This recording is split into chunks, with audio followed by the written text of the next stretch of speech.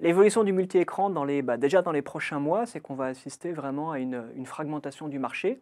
Aujourd'hui, on a des smartphones qui sont à peu près homogènes dans leur puissance, leur capacité et ainsi de suite.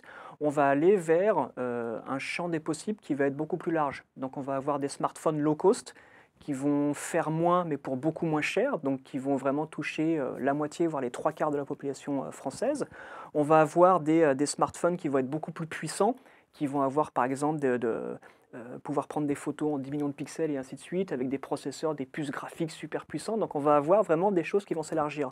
Pareil pour les tablettes. On va avoir des tablettes haut de gamme, des tablettes moyenne de gamme. Pareil pour les e-readers. On va avoir des lecteurs couleurs connectés, et on va avoir des lecteurs noir et blanc de base. Donc on va vraiment avoir un marché qui va se densifier au niveau de l'offre. Ce qu'on va pouvoir voir également, c'est la montée en puissance de ce que j'appelle les terminaux alternatifs domestiques. Ça veut dire que ce sont des terminaux avec des écrans qui vont nous permettre de consommer des services ou des contenus, mais à la maison. On ne sera pas forcément assis à un bureau avec l'ordinateur classique tel qu'on le connaît, l'écran 19 pouces, l'unité centrale, le clavier, la souris, mais ça va être potentiellement une tablette qu'on a dans la table basse de son salon, ça va être la télévision connectée, ça va être un cadre à photo connecté, ça va être potentiellement des nouveaux types d'écrans qui vont nous permettre de consommer des contenus et des services, mais à la maison, pas forcément en dehors.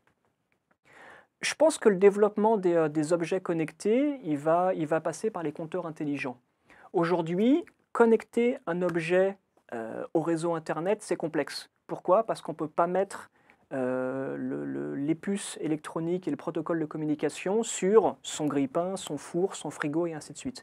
Ça coûte trop cher, c'est trop compliqué et ça serait beaucoup trop long de renouveler tout ça. Par contre, ce qu'on peut faire, c'est changer son compteur électrique pour faire en sorte que chacun des appareils que nous utilisons actuellement, sans les remplacer, soit en mesure d'envoyer des informations. Donc que le compteur électrique, en fonction de la signature électrique de chacun de ces appareils, sache dire « Ah, là, le réfrigérateur m'envoie un message, là, c'est le four, là, c'est le pèse-personne », qui puisse collecter cette information et la donner après sur Internet. Donc à mon avis, le développement des objets connectés, ça ne va pas forcément passer par « je me rééquipe avec un pèse-personne connecté, avec un four connecté, un frigo connecté et ainsi de suite », mais ça va être par « je change mon compteur électrique pour rendre communicants tous les objets que je n'aurais pas à racheter ». Et là, à mon avis, on va avoir des choses très intéressantes qui vont se passer.